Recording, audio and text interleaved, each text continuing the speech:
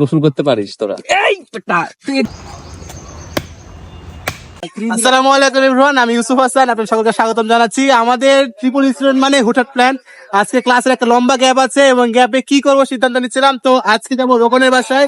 অনেক রোদ দেখতে পাচ্ছেন আকাশে, তাই একটু ঠান্ডা হওয়ার জন্য যাচ্ছি। পুকুরে যাবো এবং মাছ ধরবো। তো পুকুরে যেয়ে দেখা হবে।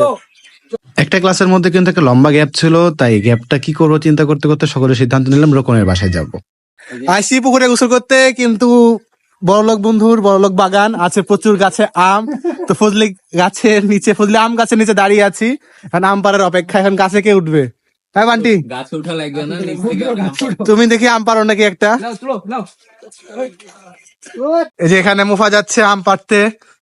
বছরের প্রথম আম খাবো এবার। তো মুফা, তুমি একটা আম পারো দেখি। গাছের ডাল ভাঙিস না বে। এই দাঁড়া, গায়ে কচ ভরবে দেখিস।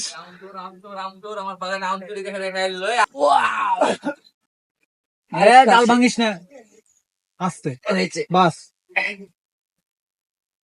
এবার থেকে এটা আম যদি লাগে এখান থেকে আম লিবো, কি বলিস? হ্যাঁ, কিন্তু রোকনের সাথে ডিল করবি না, কেন? করলে আঙ্কেলের সাথে করবি। রোকন বাড়ি সিস্টেম দেয় টাকা, এটা বুঝতে হবে। এটা তোর বাড়িতে এসেছি, একটু পানিটা নিলে এনবি না বে। দেখ কি লিয়ে এনেছে, দেখ দেখ দেখ এদিকে আয়। খালি এটা লিয়ে এনেছে। এতটুকু খালি এনেছি। একবার যা, সব বাড়ি যা। দেখ, দেখ, দেখ, এই দেখ কিরকম চাকু নিয়ে আনবি না বেটা একটা? চাকু পেলাম না বাপ। এই সব চাকু নাই। চাকু নাই।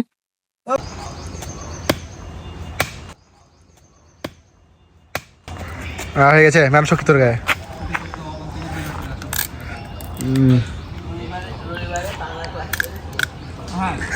একদিকে মোফাজ্জল আম খাচ্ছিল আর অপরদিকে রোকনের বিড়ালকে খাওয়ার জন্য কুকুররা ধাওয়া করেছে। আর সেই কুকুরের হাত থেকে বাঁচার জন্যই রোকনের বিড়াল উঠে গিয়েছে রোকনের বাসার দেওয়ালের উপরে।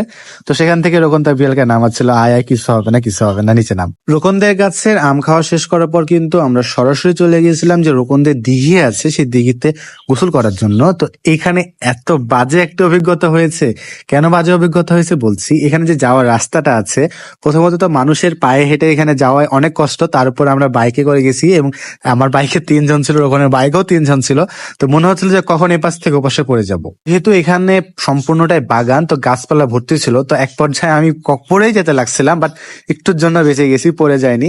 আর এখানে প্রচুর পরিমাণে লিচু গাছ যেহেতু আছে, তো এখানে লিচুও খেয়েছিলাম। তো লিচু খাওয়া নিয়ে আরেকটা ভয়ঙ্কর অভিজ্ঞতা আছে, তার কিছুটা হয়তো আপনার ভিডিওর শুরুতেই দেখেছেন।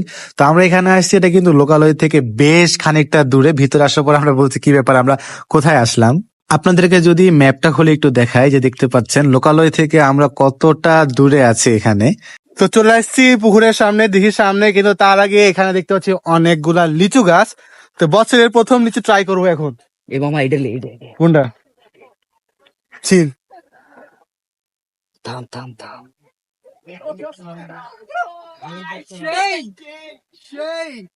পুকুর ভাল লাগলো না, এত সুন্দর পুকুর ছিল তুই না গেলে। এটা একটু বেশি বুড়া মনে হয়, দেখতো।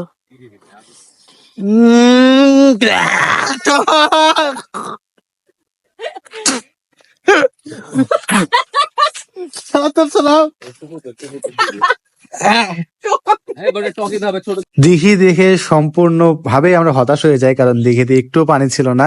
রোকন বলছিল পানি দিয়েছিল, বাট মাটি পানি টেনে নিয়েছিল, তাই অনেক কষ্ট পাইছি আমরা এখানে সবাই। তো এই কষ্ট দেখে একটু মফাজ্জল দিল রোকনকে। এত কষ্ট করে আসলাম, এখানে আসার পর যদি দেখি পুকুরের এই অবস্থা, তাহলে কান্না মন খারাপ হবে বলেন। মামা দিঘি দেখেছিস? বিশাল বড়। এখানে গোসল করতে পারিস তোরা? তুই এটা কি নিয়ে নিচ্ছিস? এখানে পানি ছিল, পানি টেনে নিয়েছে, আমার কি দোষ? এই রোদের যে পানি টানবে না তো কে টানবে? আমাদের শরীর থেকে তো পানি টেনে নিয়েছে, হ্যাঁ না বল? কি আর বলবো বারাত, আমাদের শরীর থেকে তো পানি টেনে নিয়েছে। পুকুর তো এটা নর্মাল বিষয়। দাদা বলেন কি হলো? সেটা ভাঙা মার দেওয়া দরকার, মারেন শালাকে, মারেন। সেটা ভাঙা মার দেবো শালাক ধরে। আচ্ছা, আমার কোনো দোষ আছে? আমি তোকে বাড়ির পাশে পুকুর দেখালাম, ওটা তো বললি না।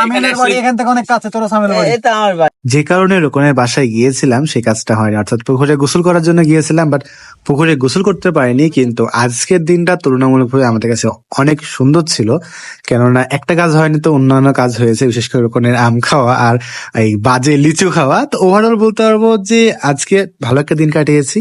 তো এখনকার মতো রাখছি, আবার দেখা হবে কথা হবে নতুন কোনো ভিডিওতে। ভালো থাকবেন, আল্লাহ হাফেজ।